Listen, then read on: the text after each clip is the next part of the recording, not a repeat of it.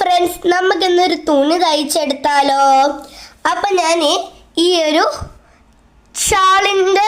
Shawl വെച്ചാണ് ഞാൻ ഇതുണ്ടാക്കുന്നത്. തയ്ച്ചിട്ട് ആർക്കും അല്ല കൊടുക്കുന്നത്, എൻ്റെ അമ്മയ്ക്ക് തന്നെയാണ് ഗൈസ് കൊടുക്കുന്നത്. ചിലപ്പോൾ അമ്മയ്ക്കും അമ്മൂമ്മയ്ക്കും ഇടാൻ പറ്റുമായിരിക്കും.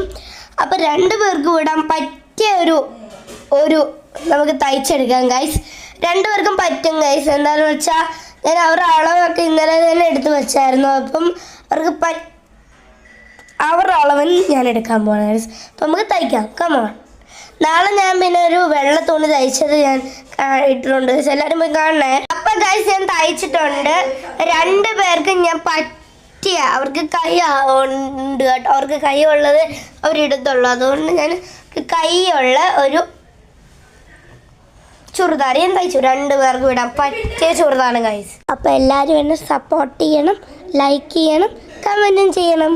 ഇതിൻ്റെ കൂടെ ഷാളിൻ്റെ പീസ് കൂടെ ഉണ്ട് ഗൈസ്, ഷാളായിട്ട് യൂസ് ചെയ്യാൻ.